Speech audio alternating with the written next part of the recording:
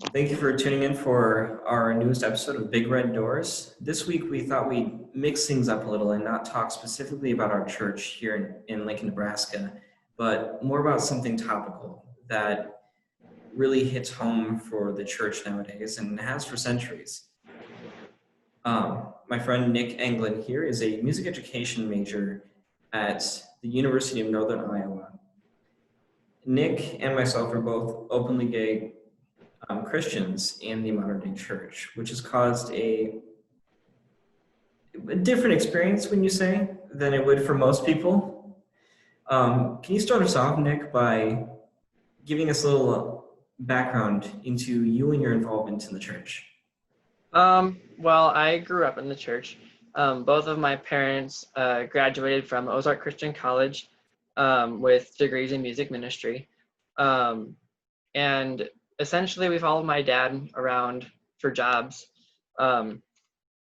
We lived in Effingham, Illinois for a year, Athens, Illinois for 9 years, and then each of those were job changes.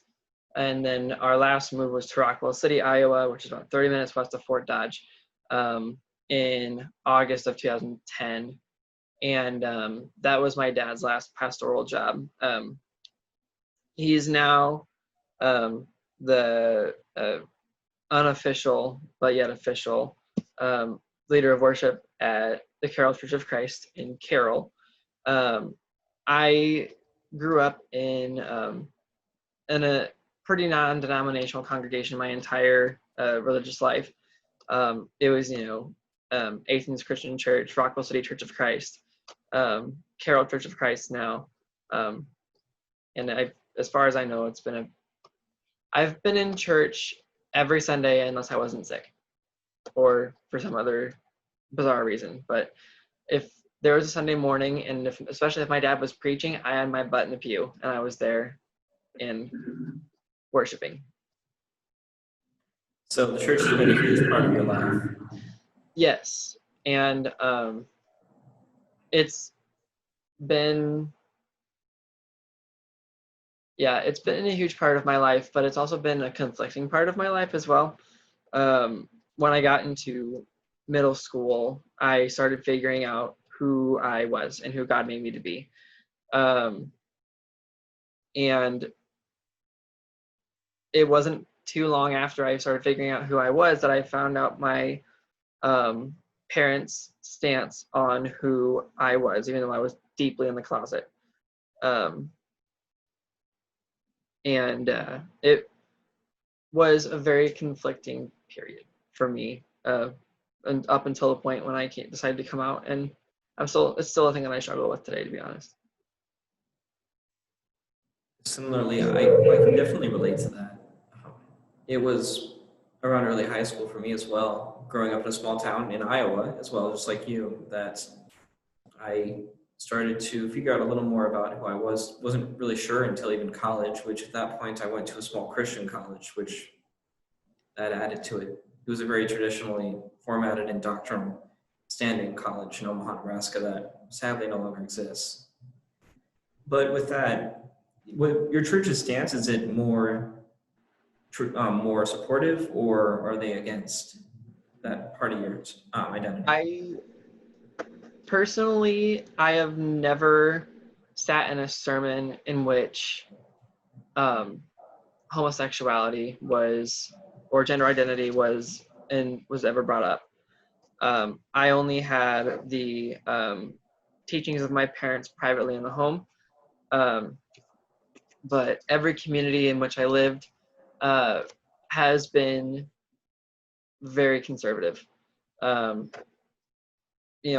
I would even say like the congregation back in Athens was conservative, being in central Illinois, and then moving to, the sticks in northwest Iowa, where we have like had a Republican representative for, years and years and years and years and years because simply they're Republican. And so it's a very conservative community. And while I never heard a single sermon on marriage, or one that I can remember, I do know that each and every congregation that I've been a part of had a very conservative stance on it, and did not have a positive outlook on being an LGBTQ plus person in the church. So for you, even politics aside, just within the church, what are some difficulties that is introduced for you in faith, and possibly even has there been anything that it's built you up in your faith, Um, that difficulty? Faith has been hard. Faith has been very, very hard. Um, Ever since I came out to my parents in December of 2018, it's been very hard to reconcile my faith with who I am and my identity. Like even now, I'm a part of a very affirming campus ministry at UNI. It's the Three House Campus Ministry, which is formerly affiliated with the United Methodist Church. But even still, after I came out to my parents, and I was especially barraged with religious rhetoric, or well, not religious, conservative religious rhetoric. It was very hard for me to feel comfortable walking into a church. The Sunday after I came out to my parents, I felt like I had painted a big bullseye on my back, and everyone was looking at me, and everyone was judging me for something or other. Even though I only came out to my parents and a few select friends, I did not come out publicly until February of 2019.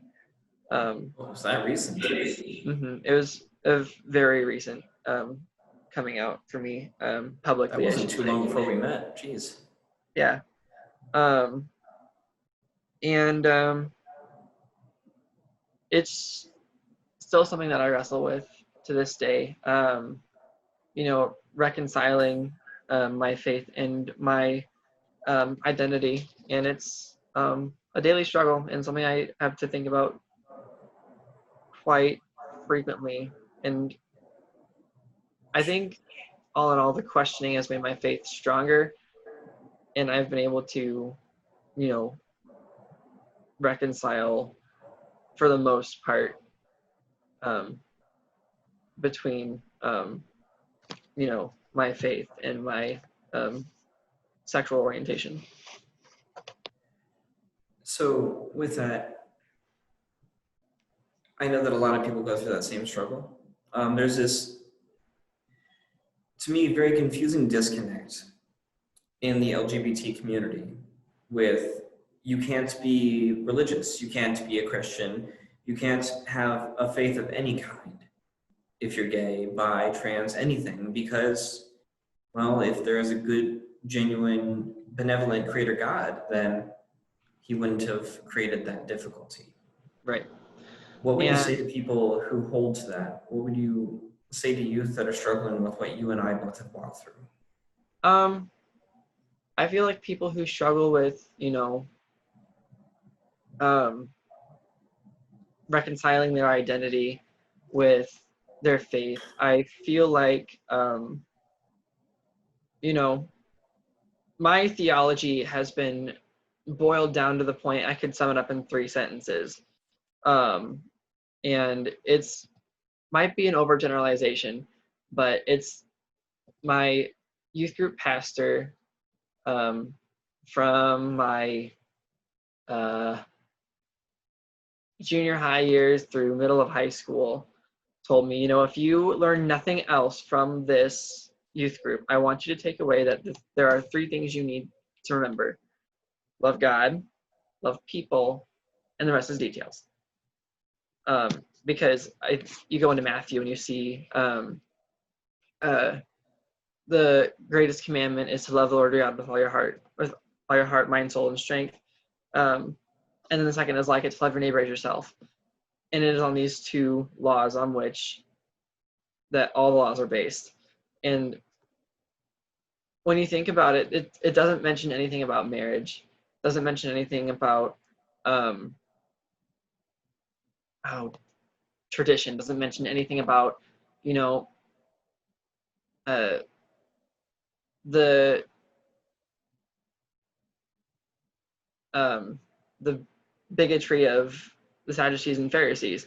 It's um, it's the gist of the Bible is to love, and that is what my theology in Christianity has become, is based on those three things. And yes, I know there are more specific details to religion than just, oh, well, the rest is just details.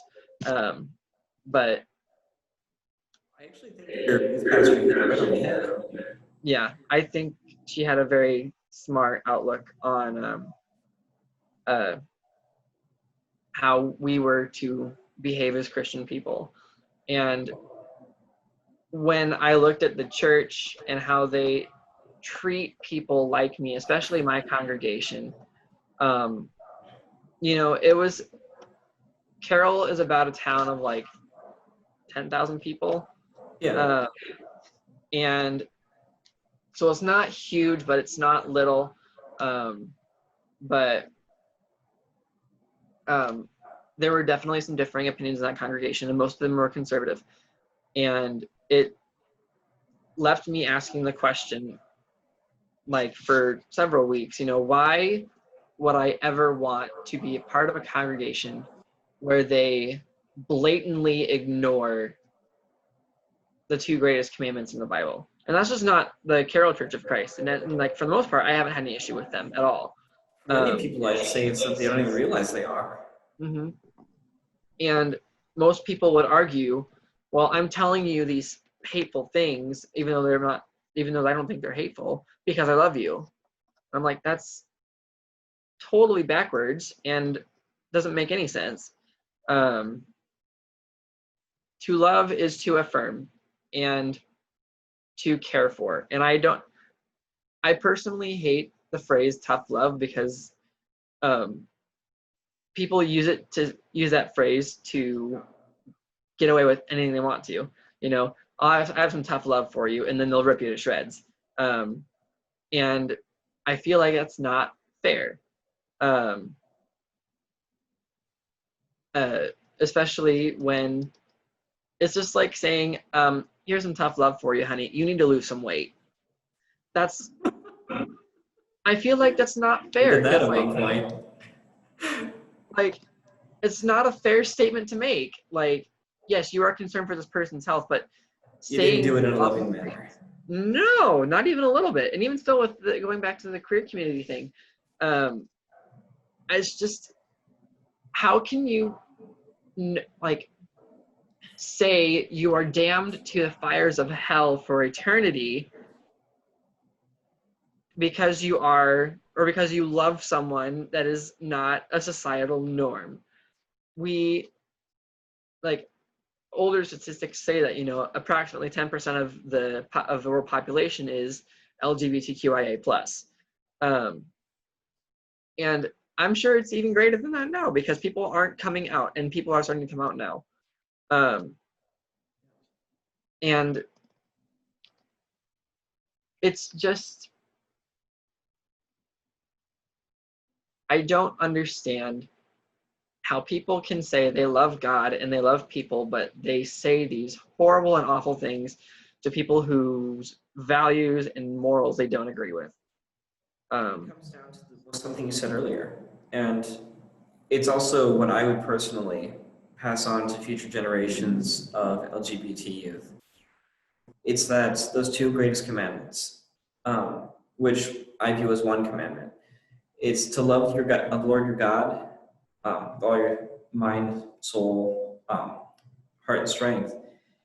In order to love God and even to love others, you must first love yourself, which we are all created in the image of God. If you can't love yourself, you can't love others, and you can't love God, because you're denying, one, what he created, and two, you're denying everyone else, because you are all created in that same likeness. So in order to love anyone, you must first love yourself. And that's not just for those of us who are struggling with identity, whether it be sexuality, whether it be gender, whether it be anything. It just has to do with us accepting ourselves as who we are. And if you see somebody with a different view, well, you're probably not at ease and you treat them poorly because of it. It's probably because you're not entirely at ease with your own. Those who can firmly and lovingly hold their own stances and accept the differences of others are those who have found acceptance within themselves. Yes. I believe that when we say that you are condemned permanently or unavoidably to hell for something that, even if it is a sin, if it is, if it isn't, I don't see a difference, because the sacrifice of Christ is sufficient. Yes, I agree. And it's a long road we have ahead of us, I believe. But as you and I are both evidence of, it's definitely a walk worth taking. And it's a walk that can be made. Mm-hmm. It's just a hard walk. It's rewarding, but it is hard. And I don't think I realize that some people may view it as impossible to reconcile, people who hate you for who you are. Example, Westboro Baptist Church, who represent less than 1% of the Christian population. And, it's hard to look at that community with it gets tainted in such a negative image. Because you hear all of these horror stories of LGBTQ plus people who get like disowned from their families because of who they are, because of their conservative beliefs, or not really conservative beliefs, their conservative Christian beliefs, or religious beliefs in general. It's not just Christians who are facing it. It's not just conservatives either. It's not just conservatives either. No, that's a trend that we see. It's more common in a conservative home, but just these people who aren't used to the topic. Yes, it's not something they understand, so they cast out their children. Right, and it just doesn't. I can see how some might see, well, these people hate me. Why would I ever want to affiliate with a group like this?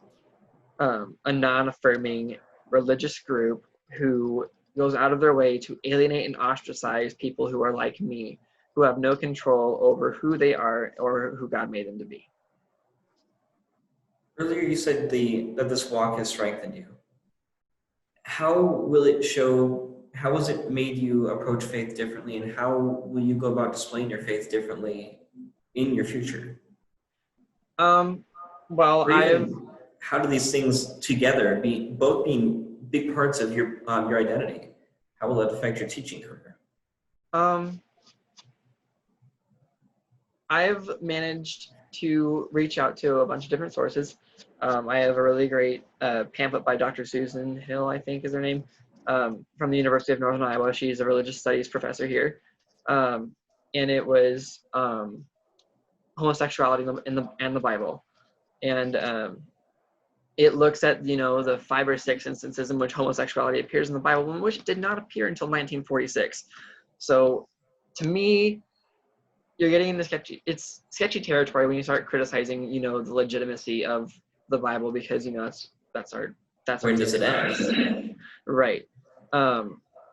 Because you could say, well, this Bible these texts are 2,000 plus years old. How can we trust that this collection of texts haven't been manipulated over, a couple thousand years? Yeah. Because I've looked at many different sources, and they've, in this ancient language studies, or majors who have looked at sacred text, or looked at ancient texts, and they've found that, there's no word for homosexuality in the Bible. There's a word for pedophile, which is totally different. And one verse in particular that jumps out is in Leviticus, a man should not lie with man as he does a woman. And that's referring to, man shall not lie with his slave or slave boy as he does his wife. And I've heard it phrased as it's a question of, property, because that's how women were viewed in ancient Bible times. Women were viewed as property. And slaves, were also property. They'd be served as actual slaves. Yes. And I feel like looking back on it, you have to take everything into context into when it was written. The Bible has been translated several times. And there are some words in Hebrew and Aramaic and Greek that don't translate. They just don't. And like I said, homosexual, like it uses Greek and Latin prefixes and suffixes. Those weren't around in times of when the Bible was written, especially in the Old Testament. And so I don't, at the risk of, plugging in an agenda, it sounds to me like someone with, an agenda against the queer community set out to, indoctrinate. Or even somebody who just wasn't learned enough to have made a new version, or an updated version, I should say. Yes. With modern language. Yes. And it sounds like someone wanted to, force their ideas on Christian people who, aren't versed in ancient texts, who,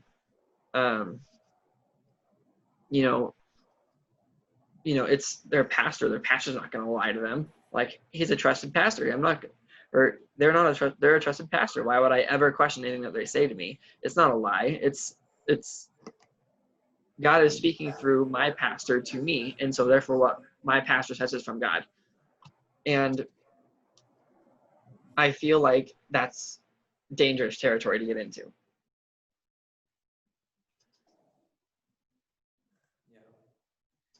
So, but today we have the ability to study those languages more, whether we are in those fields or not. Mm-hmm. Information has luckily been made more approachable, more accessible, and more easily understood for us. Yes. So even with that being a possibility, hopefully not being the actual way it happened, right, we have ways to work with it. And now with the beginning changes in the church and in society, do you think things would be starting to get a little better? One thing that I've noticed is that there has been a fairly progressive movement forward in the church. It started, I want to say, with the Episcopalians back in the 90s or early 2000s with the electing of the first gay bishop. I couldn't tell you his name, but I had seen this documentary called For the Bible Tells Me So on LGBTQ peoples in the church. It's a very good documentary. I highly recommend you watch it. And it was made back in 2005, and it looked into the appointing of the first gay bishop in the Episcopalian Church, and the journey that he took into coming out and establishing his presence in the church. You then fast forward a few years, and you see the same thing with the Lutherans. The Lutherans had their own debates, and I couldn't tell you when, but it was nowhere near as talked about as the United Methodist acceptance of gay clergy and pastors in their churches. And well, I shouldn't say gay, queer clergy in their congregations and churches. I feel like the general direction is moving forward. I feel like the church community is learning to take things in the Bible as, this was written 3,500 years ago, and the literal translation does not exist. And, some things might have been manipulated over 3,500 years. God only knows. And I feel like even too, like I was just in Ames last weekend, and I drove by the United Methodist Church on campus, and they have a pride flag flying outside of their church, and it's always there. My campus ministry has a pride flag painted on its stairs. I feel like the general direction of the church is moving forward in a positive and constructive manner. It's taken a long time for us to get there, especially considering how long the church has been around and how long, queer people have been around, because like we've been around just as long, if not longer than the church has been. Same time. But yeah. It's unfortunate that it's taken so long, but I'm glad that it's finally happening. That people are starting to, realize that my God tells me to love and I am not one to judge. You can quote another Bible verse there, judge lest you be judged. And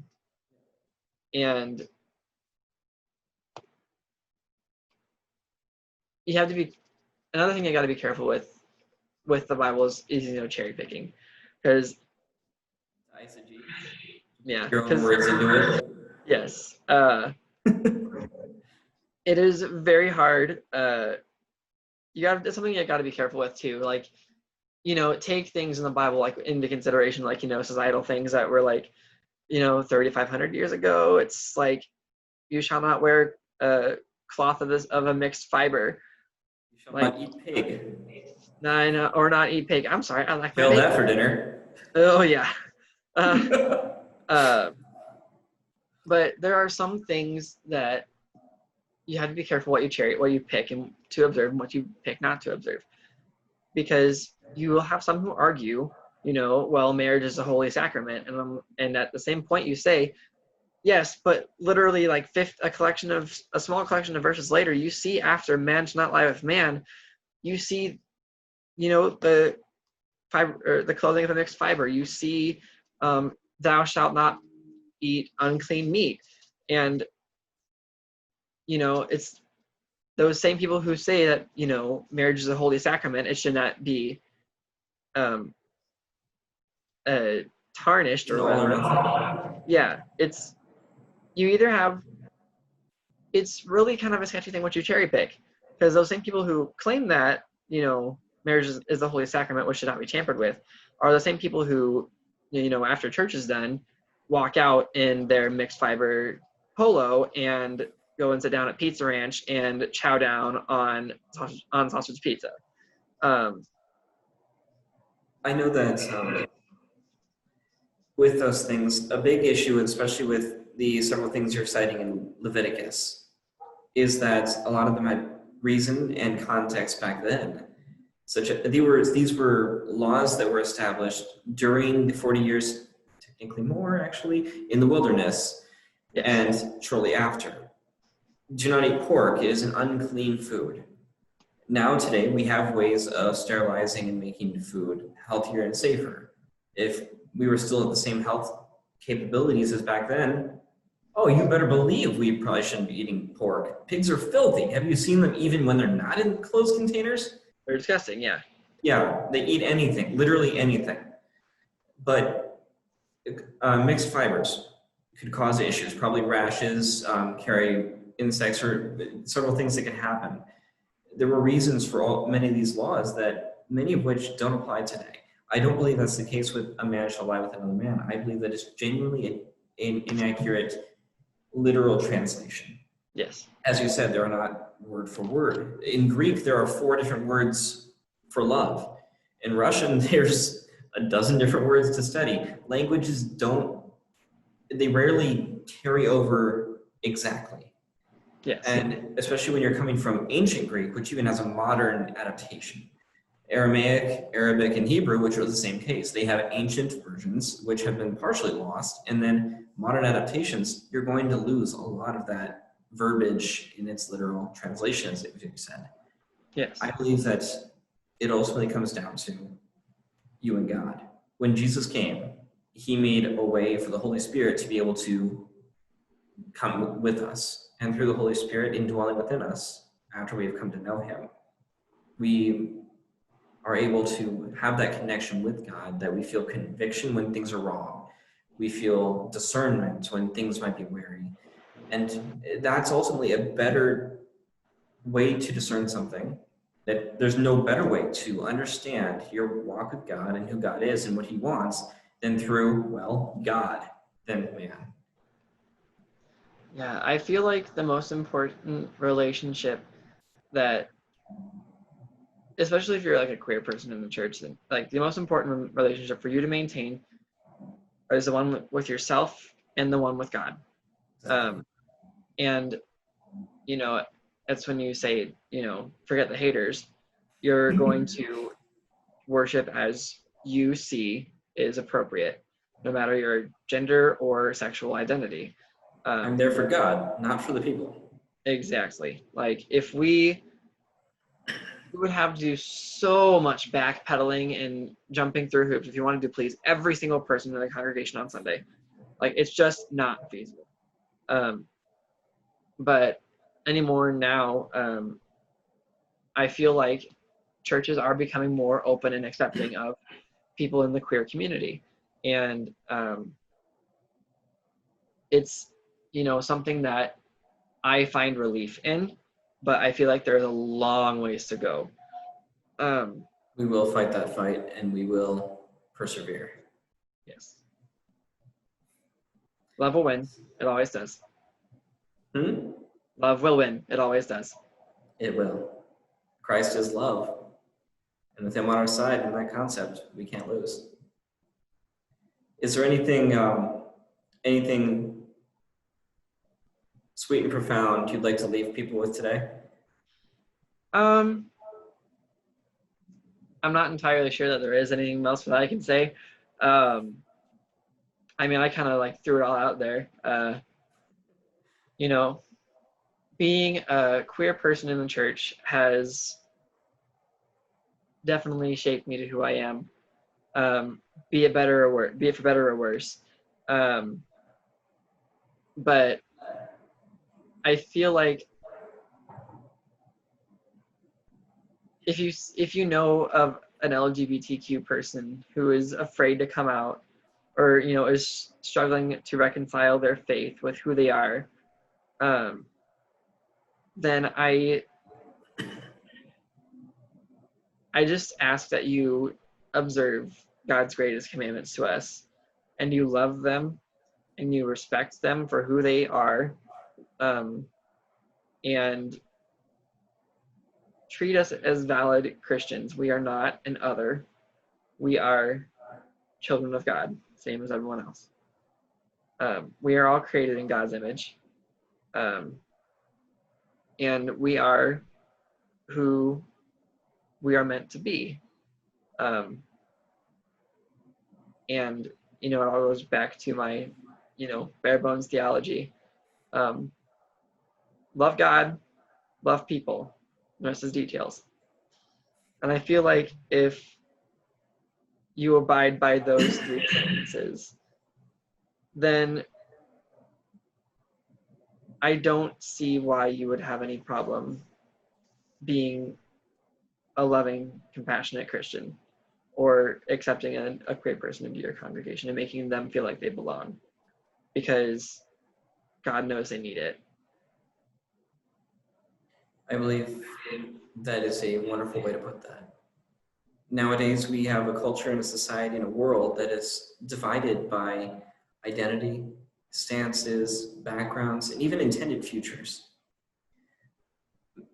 I don't believe that any of that matters. Ultimately, in the end, none of it will matter. Everything that is of this world will be washed away, and everything that is God will be left. And at risk of sounding like a Gnostic, with that, it doesn't matter what I mean is that it doesn't matter if you are liberal, conservative, libertarian, some other third party. It doesn't matter if you're Methodist, if you're Episcopalian like myself, Lutheran, Catholic even, or non-denominational. It's, as it says in Acts 8, I believe, whether you be Jew, Gentile, I'm taking this out of the wrong location, but Jew, Gentile, male, female, anything, we are all one in the way that we were created in God's image. That bare bones theology. love people, love God, love people, and the rest are details. We are all one. Love will win. Thank you for giving me your time today. We went way over what I had initially asked you to set aside, and I greatly appreciate that. It's all good. I had a good time. Thank you very much, Nick. Thank you.